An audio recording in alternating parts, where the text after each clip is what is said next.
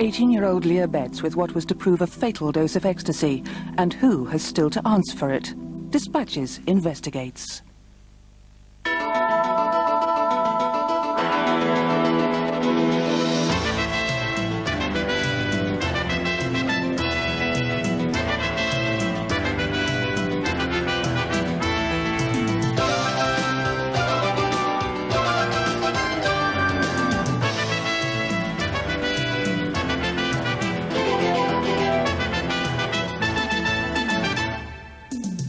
On Dispatches tonight, a unique insight into drugs, clubs and organised crime, and the inside story of a death that shocked the nation.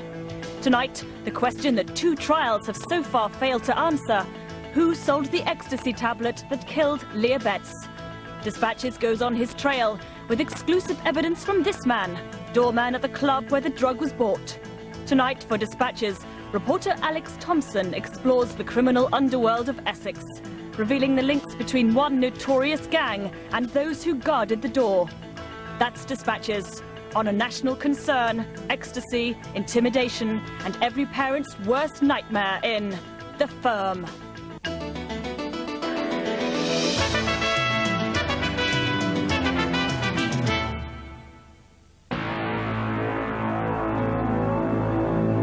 Under cover of darkness, just over a year ago, members of The Firm, a major Essex drugs gang, are on their way to a meeting. Their Range Rover pushes down a lonely farm track.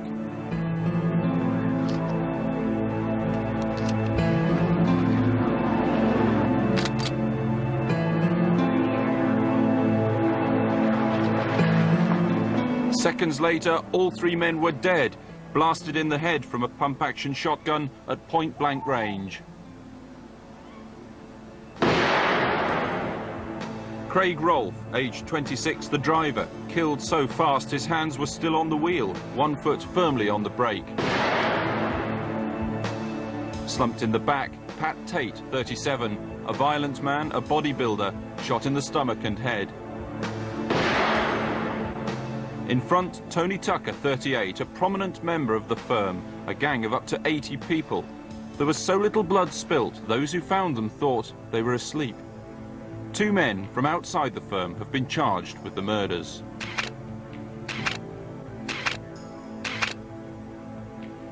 As the police went to work, news ran through the underworld. The astonishment of gangsters matched that of detectives. The murder itself sent a message throughout the country. There was not a villain, you know, in the whole of the country who wasn't talking about this murder. They could not understand how 3 people could be shot together with the reputation that they had. This man knows all about that reputation and the violence which surrounded The Firm. I still can't believe what happened to him, really. I was quite upset about it, because they were my friends after all. For the first time on television, Bernard O'Mahony will describe life inside The Firm and how it links to the death of a teenager that shocked the nation. In doing so, he's breaking the criminal's code of silence at great personal risk. I know things went wrong, but they're still human, and I still had feelings for them, and it's just tragic. A few miles away, a family was also facing tragedy in the national spotlight. It's coming up to 12 minutes past 7. An Essex teenager is in a coma after taking a... Leah Betts from Latchington near Malden collapsed at her 18th birthday party after taking... Just 3 weeks before the murders, Leah Betts had died after swallowing a tablet of pure ecstasy. Until tonight, nobody has overcome the fear of The Firm to show how Leah Betts was as much a victim of them as a victim of ecstasy. Leah's parents embarked on a national campaign against drug dealing. I've got anger, hate, and I've got love. I've got love for my daughter. I've got anger for the people with the drugs, and I hate this bastard that supplied them. So there's so many dead people connected to this story. Leah, it's just a waste, a tragic waste, and it bothers me a lot. To follow events from the firm to the death of Leah Betts, you have to enter the criminal badlands of Essex. Bernard O'Mahony's story is one of extreme violence, and yet it takes place in the setting of orderly Basildon Newtown. But beneath the skin of this place, down in the criminal ganglands, there is real fear. Inquiries from journalists are met with, at best, a wall of silence, if not outright intimidation. And the penalties here for grassing on criminals are swift and violent. The firm built its reputation around the explosive temper and drug-induced rages of Pat Tate. Tate was a violent man by nature. He also used drugs to a large extent. He used steroids in a big way to actually assist his bodybuilding and work in the gymnasium. When he walked into the door, he in fact filled the doorway, and so quite an intimidating character just by his physical presence. A presence honed by eating steroids in abundance and working out fanatically at the academy gym near Southend. The manager recalls Tate, Tucker and Rolfe as regulars. They were gentlemen here, basically. I mean, outside, yes, they had a reputation. I suppose people were probably wary of them, but they were nice people in here, to me anyway. Tucker enjoyed a cherished status symbol, being chief minder to a major boxer. He accompanied the former super middleweight champion Nigel Benn to the ring and to public appearances, large and menacing. His house, £250,000 worth of bungalow on the eastern fringes of London. Naturally, Tucker was a cash buyer. To enter the world of the firm is to leave behind the outward face of Basildon and descend into the gangland violence Bernard became part of. Away from the straight world where Basildon shops in the brutally modern precincts or earns an honest living in the tractor factory which dominates the town. Bernard found a rather different place when he washed up here after a spell in prison. Finishing a prison sentence for wounding somebody, and I was granted parole, but I had to give a parole address, and my girlfriend lived in Basildon at the time, so she let me use her address, and I moved here and I've been here ever since. It's a very, very violent town, very violent. All the sort of up-and-coming criminals, there's no established sort of hierarchy of criminals here because it's a new town and all new faces, so they're all sort of jostling for position, you know. Essex's problem, if you like, is that since the war have had an influx of people from the East End of London who have settled here on new housing estates and indeed have purchased property in Essex. And this old culture has come with them. 1986, out of prison, out of work, into Basildon. Bernard needed a fresh start.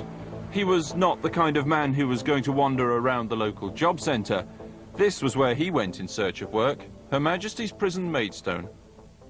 In particular to prisoner number 058110. Speaking. Morning, mate. Yeah. Okay, Smithy, you're coming down tomorrow? Yeah. Okay. See you. Okay, see you later. God bless, bye. Secretly taken photos in prison and phone calls revealed that man as Reginald Cray. Bernard had yet to meet the Essex firm. Reggie had powerful connections. He suggested I go and see somebody who could get me a bit of additional work. I did, and I was given the job. As doorman at Raquel's nightclub, holding over 600 people, Bernard's arrival began a process which spiralled out of control. It was a violent place. The police were in attendance, if not every night, at least twice a week, with riot vans, and there's incidents of, it may sound a lot, but it was 150 people fighting in the street outside. A man was blinded in there, in one eye permanently. Another man had 168 stitches, and he was cut with a knife, Stanley knife, on his stag night. And that was just outside the club. Inside, the doorman had a secret arsenal to, in their words, protect themselves. Personally, people carried things like ammonia and knuckle dusters. There were weapons secreted all around the building. Guns, baseball bats for less sort of trivial matters, knives. And it brought examples to show us. This paint, which is kept in reception at Racquels, and this knuckle duster with a hook on it, which someone had in their back pocket for personal use, really. These weapons, they weren't there for show? No, nothing was there for show, no. It's 9 o'clock. This is Ruth Collin. An Essex teenager who's in a coma after taking ecstasy remains in a critical condition in hospital. Bernard's arrival at Raquel's meant the first connection was in place on the route to Leah Betts' death. And all the while, Bernard was cementing his Gangland contacts. He received an invitation to Ronnie Cray's funeral in March 1995. A bizarre mixture of celebrity send-off and underworld convention. Bernard knew he was moving in the right circles. Back in Basildon, many suffered at the hands of Bernard and his mates on the door. Few were willing to recount their experience in public. But Barry Chart, a fellow bouncer at Raquel's, recalls a difference of opinion with Bernard. I was just totally smashed to pieces. Like it was, my head was right out here. My front teeth were all kicked out. My wrist was broken in various places. Cracked ribs and that. You know, I was in quite an awful state. I was in such an awful state, my daughter couldn't even look at me for about 2 weeks. 2 years on, he still can't lift heavy objects, and every time the false teeth come out, there's a reminder of Bernard's violence, yet not a word about pressing charges. They wanted me to prosecute and that, but it's just something that you just don't do, you know? It's something that it's like a code. Well, hang on, you've been badly beaten, you've been scarred for life, and yet you say it's something you just don't do? Well, I mean, you got a family to protect and things like that, you know, you just don't do those sort of things, you know. When the police called him in, he saw they knew all about Bernard O'Mahony, or Bernard King as he was then known. There was a file there and it had like a big bad Bernie King on it. So obviously they knew what he was like or whatever. But the violence was becoming a problem. Bernard needed heavier doormen from out of town to control the situation at Raquel's. One Sunday night he came here to the Epping Country Club. It was his passport to the firm. For the first time he met its key members. Some in the firm already had a large empire, controlling doors at clubs across the region. Club UK in Ipswich, Hollywood's in Romford, Club Art in Southend and Club UK in South London. Lucrative and legitimate. But what the firm really wanted was not legitimate. Because controlling the doors at clubs can mean running the drug sales inside, where the real money can be made. I'm not condoning it, but there is a very good argument for Doorman controlling drugs in clubs. If there is no control, you'll get people in clubs selling youngsters aspirins, their granny's heart pills. There'll be confrontation amongst other dealers, violence amongst other dealers, and God knows what.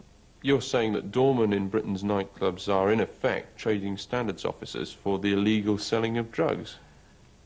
Yes. Across Britain? Across Europe. Bernard and Tony Tucker went into partnership, controlling the door of Raquel's. The second connection was set up on the pathway leading to the death of Leah Betts. Raquel's was a valuable door to add to the firm's portfolio. Now Bernard had that and the muscle to take on anyone giving him trouble. Like rival hardman Jason Draper, whose gang had tried to fight Bernard's team outside Raquel's. On August Bank Holiday 3 years ago, Bernard and a posse of 14 others knew Draper would be drinking in the Bull, a pub on the outskirts of Basildon. I just knew you couldn't just hurt him, because he had the same ideas as us.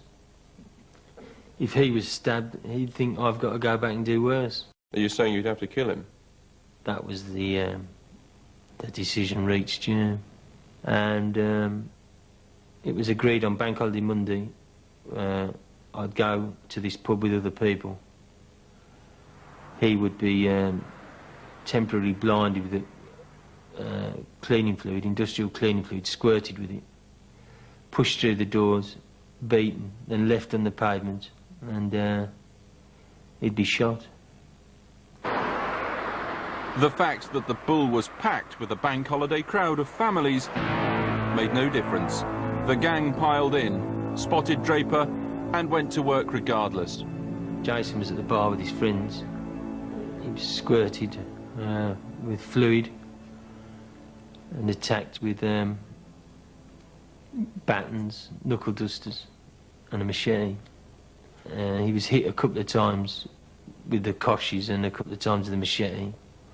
His eye was bleeding, his head was bleeding, and the manager managed to lock him in the cellar. It was just the way, you know. Yet again, the manager remains too frightened to speak in public about the experience. By now, the firm was establishing a national reputation for intimidation, enforcement and drug dealing. They wouldn't dirty their hands, I don't think, with actually selling it to the kids in the discos or the clubs. So you need that network to be set up for the eventual sale of the drugs, and you know, the tentacles of that could fan out, you know, over an enormous area. To people like Kevin Whitaker, whose parents lived comfortably away from the more deprived estates of Basildon. Kevin had become caught up in the firm's drug dealing. His parents took calls from a taciturn man who cannot be named for legal reasons. It was just a case of, is Kevin there? No. Can I take a message? I'll just tell him called. Bernard was told that one day 2 members of the firm picked Whittaker up. He owed them money and they were angry. Kevin Whitaker was in serious trouble. They headed out of town. In the car, the firm threatened to give him a forcible overdose of drugs. It went from a threat to actually giving him drugs. How? He was injected 3 times in his right arm. Do you know what he was being injected with? Special K, which is a veterinary drug, and cocaine. They reached an industrial estate on the edge of Basildon.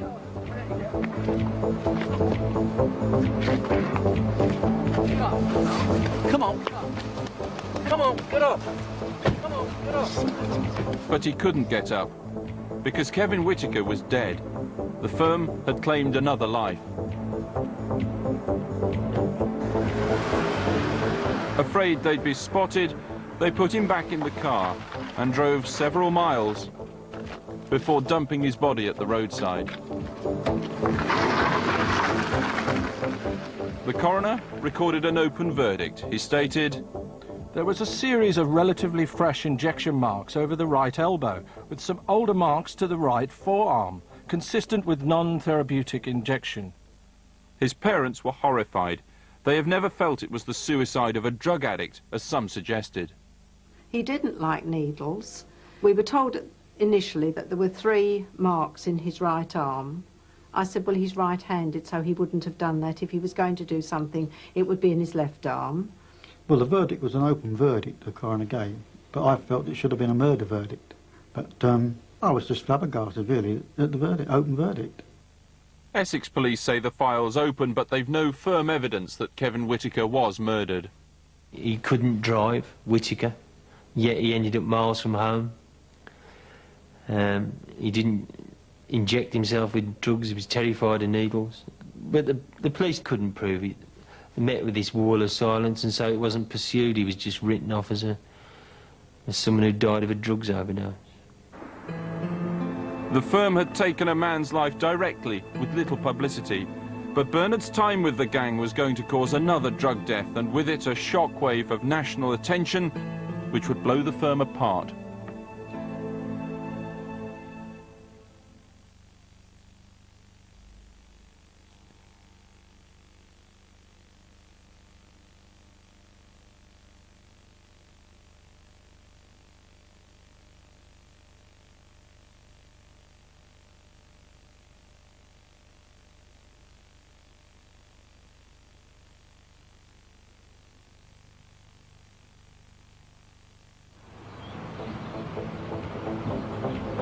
1994, and by now the firm had a national reputation for drugs and general enforcement. There were frequent business trips outside Essex. Some members passed 3 industrious days in Bristol, dealing with a man who owed money. They began their visit by plunging the man's house into darkness. When John came home, switched on the light, nothing happened. Went into the living room, it was in total darkness. He just thought the bulbs had gone, but he was jumped upon, trussed up with rope, put into a car, taken to a... can only be described as a cellar, really, on an industrial unit. He was kept there for 3 days. He was beaten whilst blindfolded. He was blindfolded throughout. His fingers were broken with pliers and generally tortured. Back in Basildon, Racquels was becoming one of the most popular venues in the area. Its Friday rave nights are remembered with much affection by some. It was brilliant. It was the best thing that ever happened to Basildon. I mean, comparative to the clubs that were around, that's the only thing for young people. There obviously was drugs going on in there, but they couldn't stamp it out, and if they saw anybody in there, they'd chuck them out, so... But they wouldn't call the police? No, but if you called the police for everybody with 1 pill, then you could have the police down there every week. You just knew it was all happening because you could see everything, you'd see people doing things. Dealing, doing little bits of deals, this, that and the other. It was just obvious that, you know, what was happening in there. But I mean, everybody knew what was going on, so it wasn't just hidden. The leaders of the firm moved in quickly to control this trade. He and I were then approached by a local man, Mark Murray, who said he'd been supplying drugs to the raves in Southend. He was well known locally as a drug dealer. Could he have exclusive rights to sell the drugs in Racquels, for which he would pay a percentage of his earnings? So and he agreed that it would be all right. The stage was set, if you like. Mark Murray had another perfect marketplace sorted. Mid-30s, designer clothes, showy and brash. Murray had a dangerously loud mouth, plus the typical dealer's style, staying put, watching his drug sellers fan out through the club. He was just flash, obviously, with his tipping, and he was always buying big rounds. And obviously he was older than a lot of people in there. So, and he was just, the kind of way he dressed and the way he portrayed himself was flash, basically, and it wasn't anything. He always stood in the same place? He was always by our bar. For the whole evening? Not constantly, but generally for a lot of the time. He wasn't really a dancer. You wouldn't see him on the dance floor, would you? But he was generally around our bar, talking to people and that. But. So you got someone who's very flash, obviously got a lot of money, always in there on that night, doesn't move much from where they are, doesn't dance, and is slightly older. Does that not arouse some suspicion about what he might have been doing? We weren't there to have suspicions, we were there to serve him. I mean, we didn't sit there and think, I wonder what Mark's doing here. A former dealer knew exactly what Murray was doing there. Mark Murray was a very greedy man. He would take drugs from the people that were dealing them on big promises that he'd sell the lot and return the money, but he never did. He owed a lot of people money. And he was a dealer? He was a dealer, yeah. In Racquels? In Racquels. And I've dealt drugs with Mark Murray, yeah, in my time. But what makes you so sure that Murray was dealing in Racquels? I've seen Murray dealing in Racquels. Openly? Openly, yeah. What did you see? I've seen Murray going up to young ladies, young lads selling these, or if not, he'd pass them on to his runners and sell them. With the protection of the firm, Murray felt he could afford to be arrogant and open about his trading. Other dealers describe how protected Murray was. I've personally seen Murray go into a club, walk straight up to the door and not even get his name checked off the guest list. Straight in, no mucking about, no searching, nothing. He'd take the boys in with him who would be holding the gear. Someone would go up to him, Mark, I need some gear, and he'd take them to one of his dealers, and as soon as they'd introduced, he'd walk away. He was arrogant to the point where he believed he owned the club. I'm sure he did. But Murray's world began to fall apart. Across the southeast, his dealers were being busted. In just over a year, several young men he'd used were charged with selling drugs. Club UK, South London, 2 years ago, and the police burst in, a mass televised drugs raid. Murray's dealers here panicked. They dropped over 800 ecstasy pills on the floor. Even worse for him, they'd been supplied on credit by the boss of the firm. Murray was in a mess even he couldn't talk his way out of. He faced a choice of disappearing or meeting the firm. He went to see them. Bernard says the firm forced Murray to sell its pills to repay the debt. The tablets, called apples, were pure ecstasy. And these apples, of course, were the ones which led to the death of Leah Betts? Yes, yeah. And you are categorically sure that Murray was selling those and selling those in Racquels? I know for a fact he was, yeah. How do you know for a fact? Because he was complaining bitterly about having to buy them off to pay off this debt. He didn't want them, for the simple reason they were strong. If a person took one, they wouldn't go back to Murray that night, because they would last all night, whereas the weak ones he used to sell, people would probably have to buy 4 off him in an evening to reach that elusive high, you know. To repay his debt, and with many of his sellers arrested, he had to deal himself on the floor of Racquels. 12 miles away in her home village, Leah Betts was preparing to celebrate her 18th birthday with an ecstasy tablet. The Leah Betts tragedy began on Saturday night when Leah's brother called out to her parents that their 18-year-old daughter had collapsed at their home in Latchington near Maldon. With Leah Betts in a coma, the media swung into overdrive. For once, the parents of a drug victim wanted publicity. The photo of Leah on a life support machine was released. She became overnight a national symbol of parents' concern about drugs.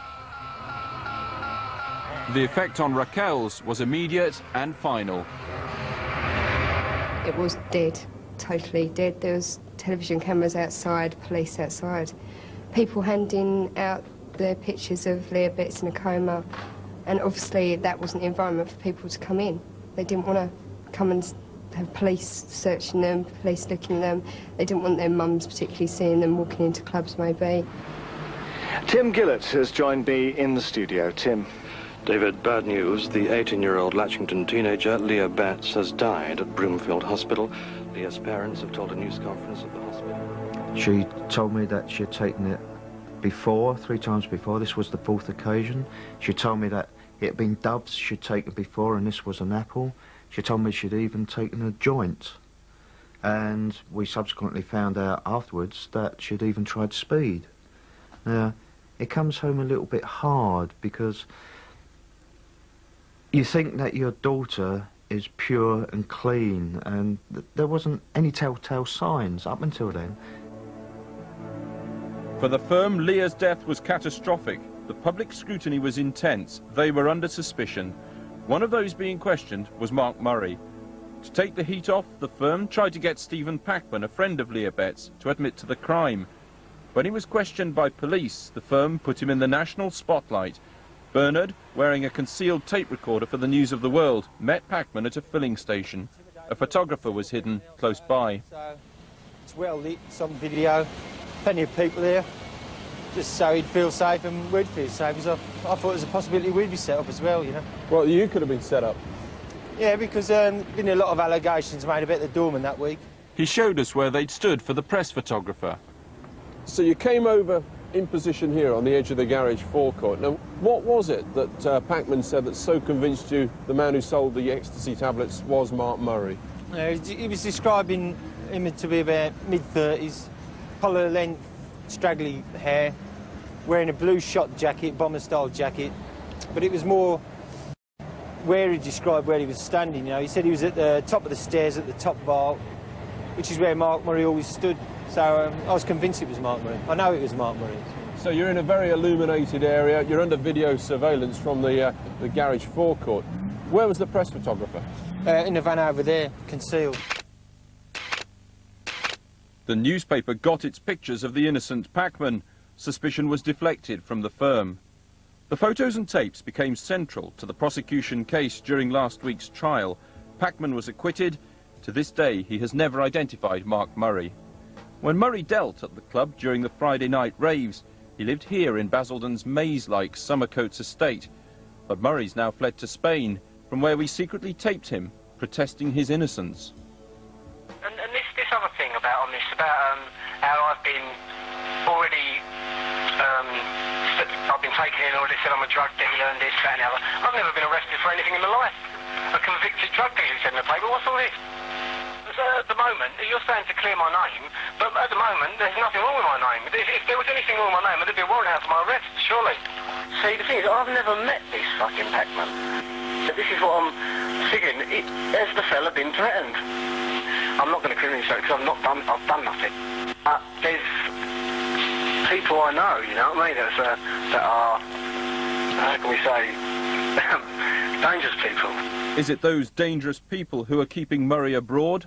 I'm not coming back to England for a moment. In a statement last week, Essex police said, Mark Murray was arrested during the course of the inquiry. There was insufficient evidence to charge him, and no fresh evidence to lead to further arrests.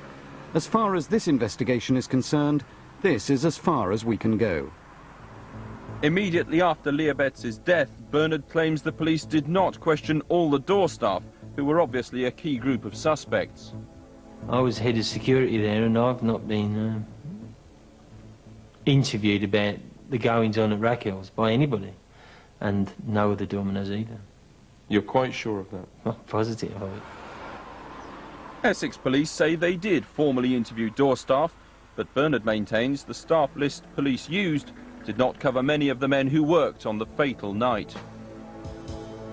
The real people have got away scot-free, haven't they? But I totally agree with you. It's the big fish that I would love to stick out of sight, throw away the key, and never worry about again. What parents don't understand is that recreational drug use is now so common that kids will go into a club and they will pop a pill in exactly the same frame of mind as we would have a pint.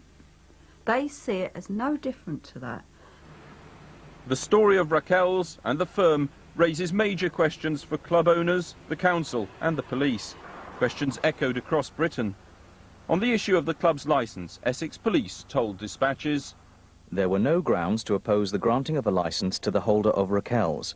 There is a vast difference between inference or allegations and the type of hard evidence which can be put before a court. Last December, and a new name, a new nightclub for young Basildon. Queues go round the block for the place European leisure hopes will erase bad memories of Racquels. Club Europa opening up on the site of the old Racquels nightclub, and the management have made it plain that they want to run a club as far as possible which is free from drugs. But to do that, they're going to have to exercise tight control over the door and not let the door be controlled by gangsters. European Leisure's one of the biggest nightclub chains, yet Bernard's prison sentence for malicious wounding came as news to his former boss when told of it during last week's trial.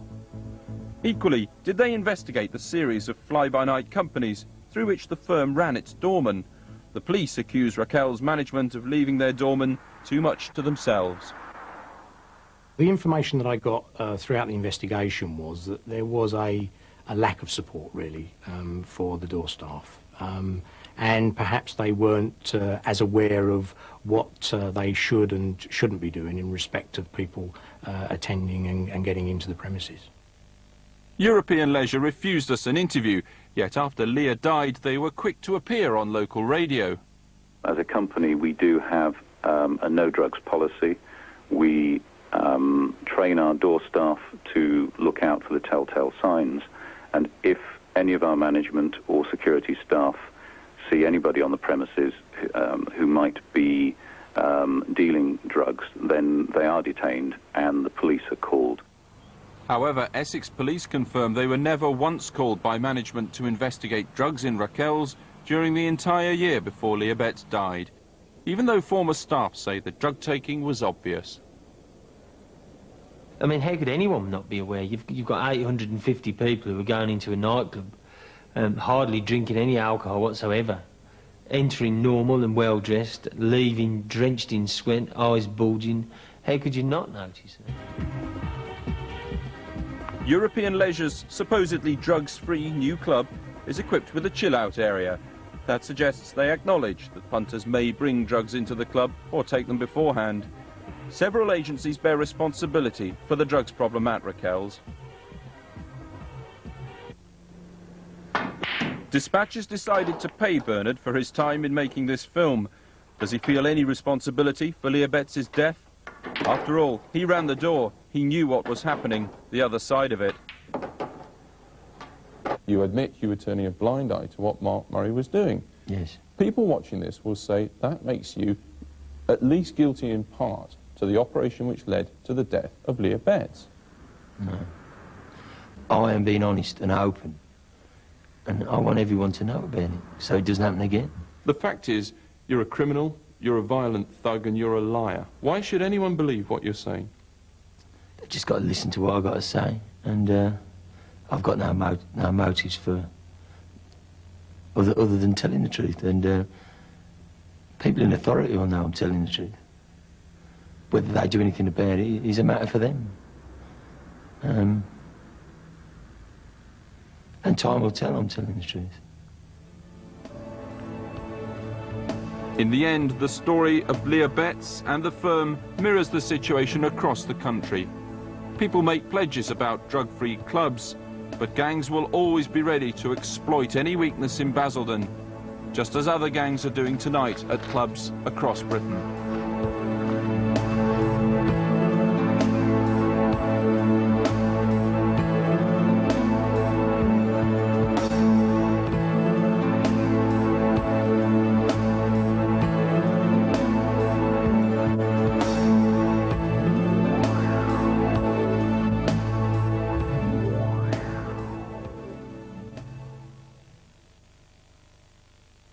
If you need help because of drugs, please telephone the National Drugs Helpline on 0800 77 6600.